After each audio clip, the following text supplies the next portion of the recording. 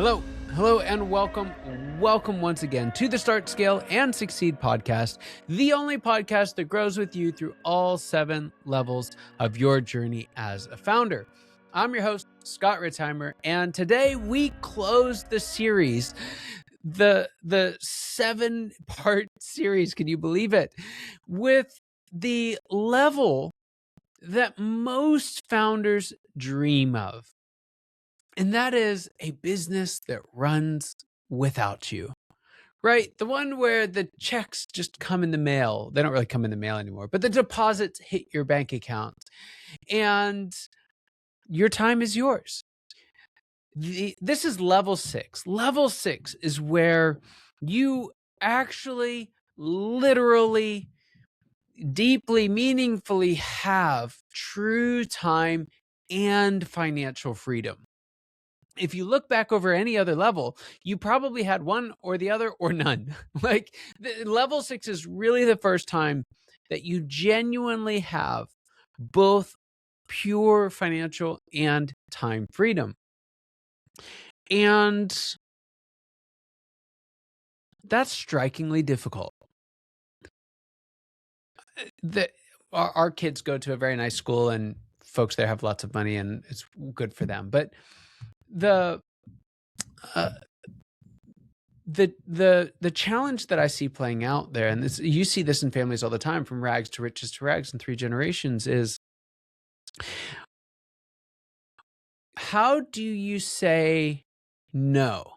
How do you resist your most basic impulses? How do you become the best version of yourself when nothing forces you to? How do you get up early in the morning and start working on a project when nobody else is expecting you to do it? How do you carry the desire to keep winning when you've already won? Level 6 is beautiful, especially when it's right for you, but it can also be kind of empty. Instead of feeling like the massive success that we are, many times we feel like, well, now what do I do? Like, I did all that, but who cares? And it's at this stage that we've got one more revelation on hand, and that is that owning and not running your business is not the pinnacle. Starting a church and then handing it off to the next generation isn't the end. Building a nonprofit from scratch and then entrusting it in the hands of a brilliant executive director to take it further while you sit as chairman of the board isn't the last act. There's one more that's available. Now, it's not right for everybody. In fact, I'd go so far as to say it's not right for most. There's probably something like 10 times as many level 6 leaders as there are level 7 founders. And what's the difference? Well, in level 6, and if you don't know what level 6 is or level 7 is, I forgot to mention this at the open, but this is part of a 7-part series. If you go back just to part 1 of this series, we lay out the context for what these different levels are, why they matter, and we'll help you find out which level you're in. And this episode really is for folks that are in level 6 already. Now, anyone can listen to it, anyone can watch it, anyone can learn from it, but this is going to be deeply relevant for those of you who aren't leading your business anymore and may not even be limited to one business anymore. So what happens? Let's go just from CEO stage onward, which is level 5. Level 5, you're leading an organization, super successful, and you exit. And there are lots of ways that can happen. You can cash out, you can partially cash out, you can just hold it and own it. None of that really matters so much, but what happens is you end up with money and time and no responsibility to lead an organization every single day. And that's what brings us into level 6. And then we realize in level 6 that, hey, now that we have all this time, now that we have some cash, now that we've got these relationships and these connections and all of these different types of assets, well, why don't we put them to work for us? Well, why don't you start to leverage those things instead of your time? And it's crazy, but like you can make way more money in terms of annual income in level 6, working half as much, a third of as much, if at all, than you did earlier. Why? Because you're continuing to reap the fruit and letting those other assets work for you. Again, might be financial, but it might be relational. It might be reputational. How many commercials does Shaq do, right? And so level 6 is really about playing that game. How do you win as much as possible in as little time as possible? How do you leverage the assets that you have to get as big an ROI as you can in as little time as possible? And that's a fun game. That's where you move from being a true owner, someone who's defined by this one organization that they built, to becoming a portfolio owner, someone who has multiple interests in multiple enterprises and is getting a high ROI out of those. Now, being a great CEO does by no means guarantee you to be a great owner. In fact, there's something called the halo effect that will trick a lot of great CEOs into thinking that they'll be great owners. And I've seen more than one go from level 5 to level 6 and lose it all. So just because you were great in level 5 doesn't mean you're going to be great in level 6. There are skills to be learned here. And one of those skills is, how to make great bets on other people's endeavors where you don't get to control it yourself. Another is building out your new team, because you're going to leave your executive team behind with the company. And now you've got what I call the wealth team, what many people call the wealth team. And that's a different way of leading. That's a different type of people that you have to inspire and coordinate. So there's different skills here. But level 6 isn't the end. There is another level after it. And so when we understand that level 6 is all about generating ROI and leveraging your wealth team to do that, when it's about maximizing, one of my friends who works a lot in this level, he says it's not about what you make, it's about what you keep, right? Maximizing the free cash flow from that, or the total net worth increase from that, is the game. It's actually a pretty fun game. Complicated, but fun. And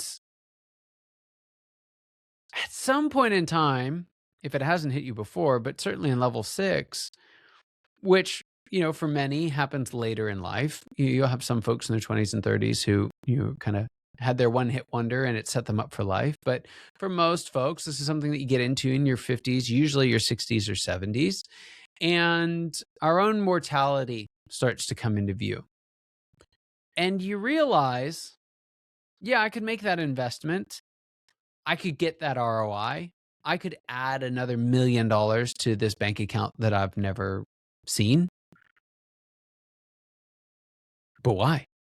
Like, other than just winning, is there some material benefit to that? Well, you can pass it on to your kids and to other generations. But wouldn't it be a lot more fun to pass it on now while you're still alive? What if this whole journey wasn't actually about you at all? What if this whole founder's saga was really an opportunity for you to caretake all this value, curate it, and make it available to solve problems that other people can't solve because they don't have the time or the resources to do it? What if the best investments aren't measured by their financial ROI, but the legacy that you leave behind? That's level 7. And what makes level 7 a little weird and a little scary is that for most folks who move from level 6 to level 7, they actually perform worse. Their ROI goes down. The things that they use to measure their success in level 6 get objectively worse. Their time commitment goes up. But this is what makes it worth it. They're leaving the world behind a better place. They're leaving a road for their successors, not in a literal sense, but those who come behind them, that's easier to walk than theirs ever was. They're moving their little corner of the world, or maybe even a huge chunk of the world, much better off than it was when they found it.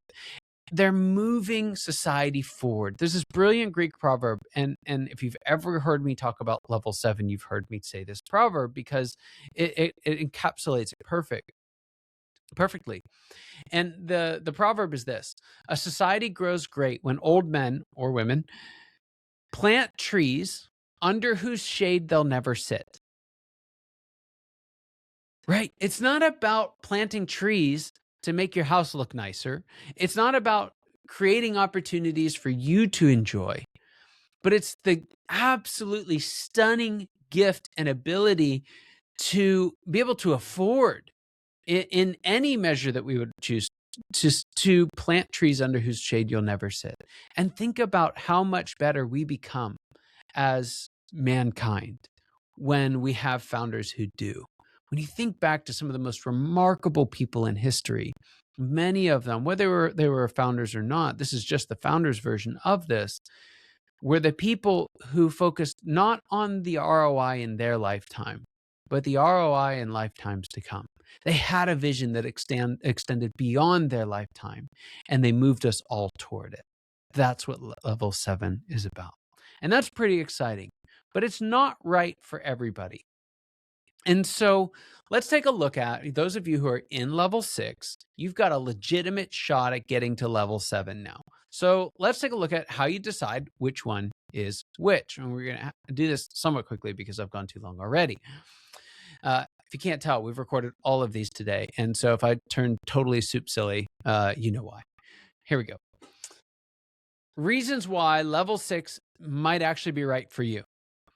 That you're loving the game still. You feel like you still have gas in the tank. You love the thrill of the win. You're doing pretty well financially, but you're not quite at the place where you don't need to invest anymore for your own income. You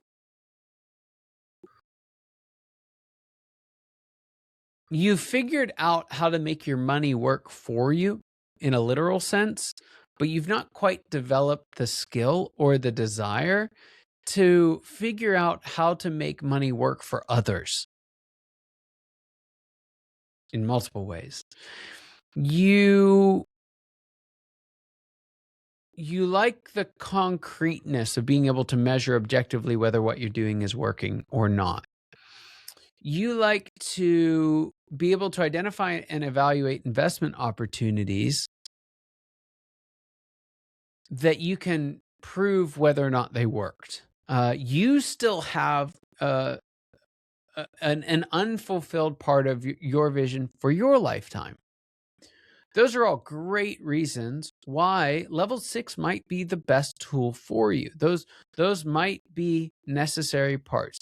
You may have enough asset value, creating enough income to kind of live a quiet life, but you may want to do more without having to go back into the game full time yourself. And so you might need to sit in level 6 a little while longer, win a little bit bigger to create that real opportunity to give back beyond the measure that you could right now.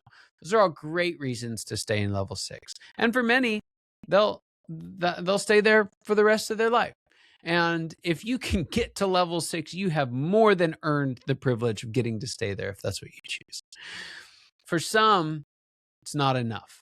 For some, it's time to move to level 7. So if level 6 is that owner level, level 7 is what I call the visionary founder. And this is where we move to, it's kind of like being in the Hall of Fame, where your primary function is to actually inspire the next round of visionaries and to make their lives more effective.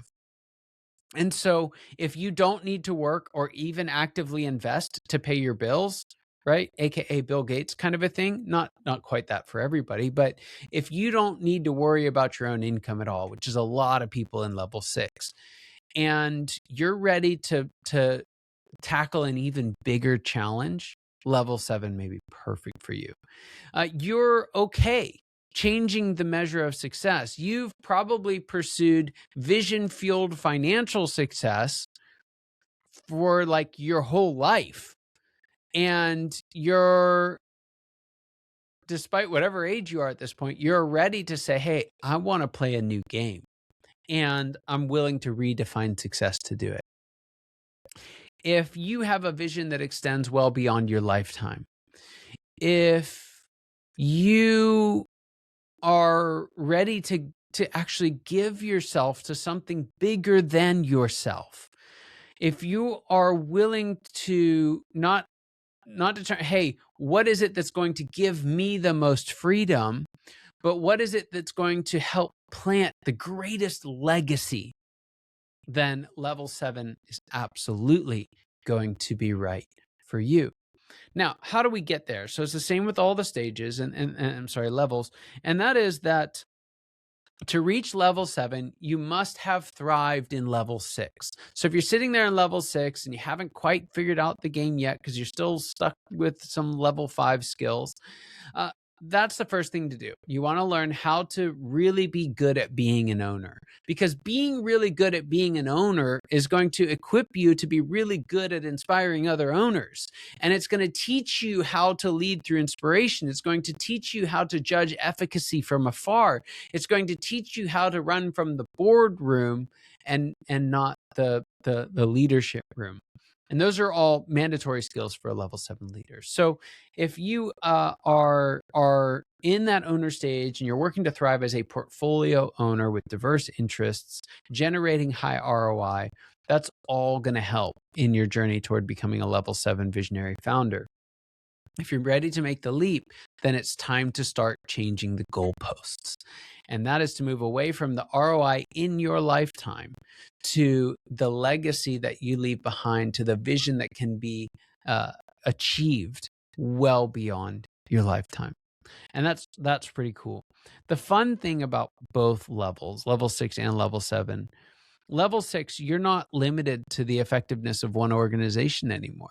And so you can use your assets, your relationships, your connections, your finances, your knowledge, you can use those to do work in all kinds of different places.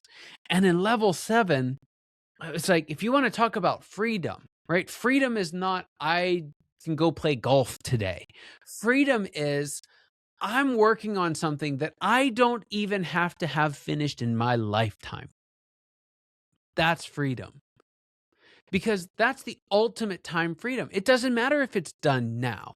When you look back at what a lot of great folks have accomplished, when you look back, one of my favorite quotes in this line, it's a little different space, but it articulates the same pattern. And a historian, really profound historian, was asked 200 years after the French Revolution, what was the true global effect of the French Revolution? And their response was, it's too early to tell.